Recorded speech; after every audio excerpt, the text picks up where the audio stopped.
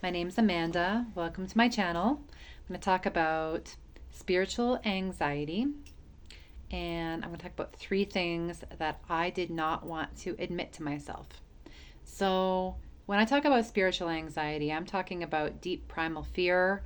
Some people experience it as the fear of death, the fear of hell, existential fear, nihilism, the fear of the unknown. It kind of comes from this deep primal place in us, and it's different than, say just being nervous about a job interview. So, in spiritual awakening, many of us go through an experience, or many experiences of waves of this stuff. And I believe that even the general public, people who maybe are not in a conscious spiritual awakening process, are also going through this kind of thing. We are living at a time with all kinds of very wacky and intense announcements in the media, unpredictable authority, distortions in general, just distortions of everything that's good. And so, even people who are not consciously in a spiritual awakening path, at least not yet, they are also going through these deep things. And so, instead of dealing with this deep primal fear in a healthy way, often they spiral. And so when we're exposed to all kinds of energy of other people around us spiraling, plus whatever we're seeing in the media, it can bring our own primal fears up, even if we are not necessarily an anxious person. And so, since things are probably going to continue to escalate, what we need to do as spiritual students, spiritual initiates, is understand how to work with this, because we need to become the person in the room who's able to hold their center. That is what we're aiming for here. That's who we're becoming. Because when we look around, people who are less developed, someone who's less developed than you is not going to be able to hold their center. And so, even though it's tough for us, we have at least a little bit more knowledge and understanding of how to work with this.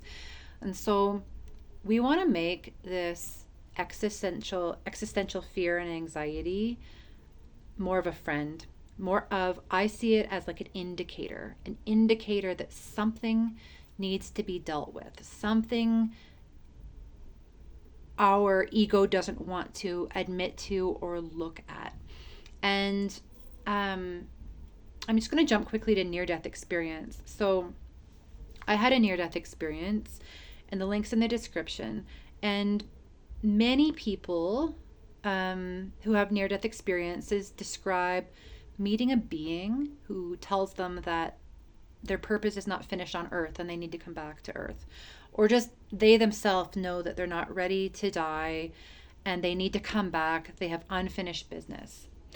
And I believe if anyone's actually ready to die, they're going to die. But for whatever reason, people come back. And often they have an idea of something that they want to create in the physical world. But more important than that, they know more about the type of person they would like to become over the course of the rest of their life. They understand what attachments need to be dropped. They can see clearly appetites, lusts that have been driving them, and they don't want to do that anymore. They just don't see the benefit in that anymore. So in all honesty, I believe near-death experiencers realize that they have a lot of lightening of the load. They need to let go of a lot of things in order to be really ready to go to the higher worlds. To exist in higher realms, we need to be light. The higher realms are light, and so we need to be able to also be light. Christ talked about being able to fit through the eye of a needle, to not basically be carrying around a lot of heavy baggage if we intend to be in the higher worlds. So until we have lightened our load, I believe large waves of spiritual anxiety can come through. And often we get so caught in the experience of panic and fear that we just become dysregulated and don't know what to do with it. Because honestly, we don't have elders, we don't have spiritual traditions that really show us how to work with these kinds of things. We're living in an age where there's a lot of decadence and we're just kind of lost. So when spiritual energy comes to us and we experience it as spiritual anxiety, we don't know what to do with it. We just don't have the guidance and the leadership. And so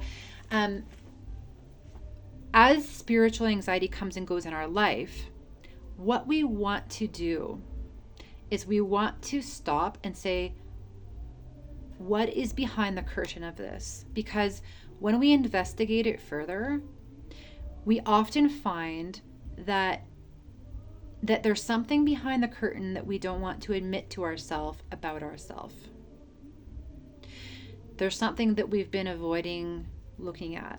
There's a conversation that we need to have with somebody, but we've been avoiding doing that. All kinds of things. The minute that we follow through and we admit to ourselves what we need to admit to ourselves about ourselves, the minute we have that difficult conversation, that spiritual anxiety will drop. That spiritual anxiety will drop because it's trying to get our attention. It's not trying to harm us. In fact, you could consider it like the light of God bringing in pressure and exposure, because light brings exposure to what's there that needs to be dealt with. And we experience it as intense anxiety and we don't know why we're experiencing it. It's not always really obvious what we need to admit to ourselves. It's not always really obvious what difficult conversation needs to be had until we really slow down and go into some self-inquiry. Say, like, what is this reaction my body is having to the light, and what is the light trying to expose? So we all say that we want more of the light of God in our life, but in fact, when the light comes, we become totally terrified of what it's going to expose. So it's just funny how that works. And so without this spiritual anxiety, we can't change. And I would even add shame, because shame is a big thing.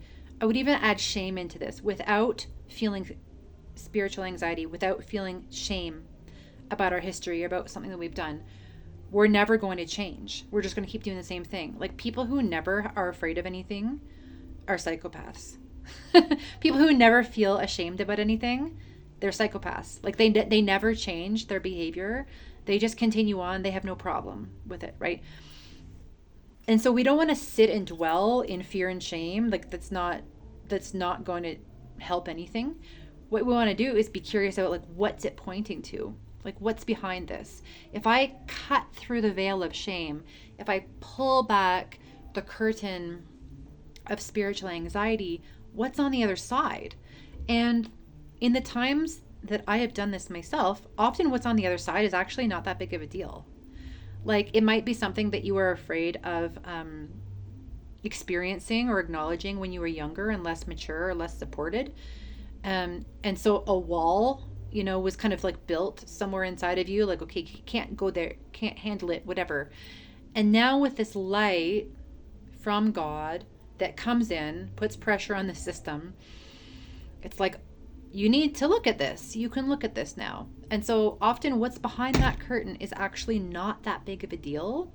And so our only task is to push through. Like, what is behind this? Yes, I feel frightened. Yes, I feel dysregulated. I am willing to discover what's on the other side of this so that my system can kind of go back to regulation. And so we want to turn the situation, we want to turn this spiritual anxiety into our best friend, because it's trying to point us to something that's going to set us free if we can just touch it, So we want to run towards this instead of running away from it. And we want to have more light shedding moments, even if those light shedding moments involve a temporary time of spiritual anxiety. And the more light shedding moments we have, the more we're lightening our load, the more we're preparing for our spiritual self to exist in higher worlds, even while we're still alive here in the body. And so every attachment that we discover that we still have, that we need to let go of, everything that we find that we need to admit to ourselves, and we admit to ourselves, lightens our load. And when we lighten our load, we thin out the barrier that's between us and higher realms of reality. We thin the veil that way. And when we thin the veil, the higher beings can work through us better. We can be inspired more easily by angels. We can receive inspiration or innovation from the spark of mind that they're trying to give to us, because we're closer connected to where they are. There's less of a barrier. And so in dissolving that barrier, by admitting everything that we need to admit, by default, that veil becomes more thin. And so this is about getting straight with ourselves regularly. It's not about shaming ourselves. It's about discovering what we're ashamed about. Should we even be ashamed about it? Like sometimes we were shamed by parents or authority figures unnecessarily. So sometimes it's a matter of discovering that shame that we're carrying doesn't even belong to us, and say, I'm not carrying that anymore because I'm lightening my load. That never belonged to me in the first place. So that can be part of it too. So the higher beings, our guardian angel, they can't deal with what we're avoiding. They can't deal with the things that we're refusing to admit to ourselves about ourselves. They will turn us around from progressing and accessing higher realms of reality until we do admit to ourselves what we need to admit to ourselves. That's kind of like their job. They are actually there to protect us from, entering realms of reality that we're not ready to because we're carrying around so much heavy baggage. And if you're somebody who has experienced a lot of, say, nightmares or visions of frightening beings, this kind of thing, this is one way, and I understand this personally, that's why I'm bringing it up. It can be really scary. Sometimes spiritual anxiety can involve seeing or perceiving or sensing these kind of like dark beings and dark entities, and it makes us want to run away and hide, or it might make us want to fight them. And so that's like a normal reaction of a human being. But what we want to do is notice that often these are projections. They're almost like pictures or amplifications, symbols of parts of ourself that are still in the dark. Parts of ourself that are still in the dark. Parts of ourself that are too frightened to admit certain things to ourselves. Too frightened to let go of attachments and coping mechanisms. And we can end up being afraid of the visions or the symbols or the beings that we see. And so instead of thinking that they are outside of us, understanding that they are literally kind of like distorted mirrors trying to show us of some of the heaviness that we still carry around. And so don't be afraid of them. Do not be afraid of these things. Part of our spiritual work, if you're someone who can see and sense this kind of thing, is to lean in with the light that you do have, lean in with the love that you do have, lean in with the intention of learning and sharing knowledge and sharing safety with these parts of yourself that don't feel safe enough to let go of the way that they've been coping. These parts of yourself that are afraid to admit certain things to yourself about yourself. We want to create safety for these parts. So if you're someone who can see and perceive these kind of things, try and communicate safety to them so that they know that there is a more knowledgeable, more uplifted part of self that's connected to the higher realms, that's connected to the angels, that is embodying Christ, so that those frightened parts can come on board, so that those frightened parts can be less frightened and start to let go of these old kind of coping mechanisms that come from a place of feeling threatened. And just know that in this process, even if it feels chaotic, even if it feels dysregulated when experiencing spiritual anxiety, you're being encouraged, you're being pushed to pull back the curtain and see what's behind it. And I promise you that whatever's behind it is not going to be as scary as this spiritual anxiety is making you think. It's not going to be. It's just part of an ego and a mind and an old self that's been experiencing the same that's been using the same coping mechanisms for a really long time. Maybe the same coping mechanisms as your ancestors. I know that's something that I've discovered about myself. And so it's really hardwired into the DNA. It's hardwired into your own patterns in this life. Changing any kind of a pattern that's hardwired is going to put the system into spiritual anxiety. It's like, it's primal. It's like, you can't change this. I've been coping like this for thousands of years in this bloodline, right? So it's really important work. Keep regulating your nervous system and grounding, but then saying, like, what's one thing that I can admit to myself today about myself, about my history, about my coping mechanisms that I'd rather not admit. And I'll tell you, for myself, like, some things that I'd rather not admit.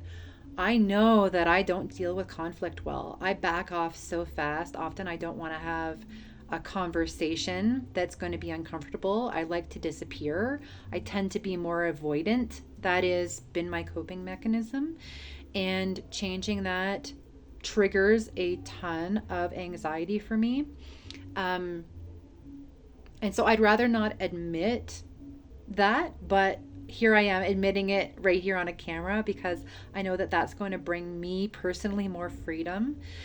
And I also don't like to admit that when I encounter my peers, any of my peers that do or say things that remind me of authority figures that have abused their power in the past in my life, I want to avoid those peers, even if they've never harmed me, even if they probably are never going to harm me or don't have a history of harming other people around me. I like to avoid them like the plague. Yeah, so I can be triggered by that, and I can kind of shut down communication. And another thing I'd rather not admit is the fact that I can feel guilty. I can feel guilty about connections that have had separation or a shutdown because I've been misunderstood. Because if I've made a big change in my life, or I've been just trying to be myself, trying to be authentic, and I've been misunderstood, I can feel guilty about that relationship not continuing, that person not wanting to be around me for whatever reason. When we step more into being ourselves, we're not people pleasing as much. We're not people pleasing ever. And often we were connected to people in our past that appreciated the version of us that was a people pleaser. Yeah. So when you stop people pleasing and you just be more authentic and tell the truth, and the result can be that a relationship or a connection breaks down because this person doesn't like this version of you. And so one thing that I'm admitting to myself is that I felt guilty about those relationships breaking down, even though I know that I'm doing the right thing by stepping more into my authenticity and stepping away from my people pleasing. I've carried the guilt and the responsibility of wishing that we could still be connected and that I'm responsible for that breakdown. And so I wanted to admit at least a few things on this video and put my money where my mouth is when I'm talking about admitting things to ourselves that we'd rather not admit. The list could go on. I'm not ashamed of these things. I'm just bringing them into the light because they're part of who I am. They're part of my history. They're part of things that are evolving and improving over time. And I'm all for lightening the load. I'm all for lightening the load, even if it takes spiritual anxiety, primal anxiety to alert me to the fact that my load needs to be lightened. So I encourage all of you guys who relate to this, who experience this, to become a detective, to investigate what needs to be lightened about your load, and to appreciate waves of light coming in and feeling them as spiritual anxiety, because in doing so, you are lightening yourself so that you can exist in higher realms of light, so that you're actually preparing for your death in a way, as well as the rest of your life. Thinning the veil, thinning the barrier between this world and where the angels live, so that they can work with you and speak through you and communicate with you in subtle ways. So thank you for liking and commenting, and journey well.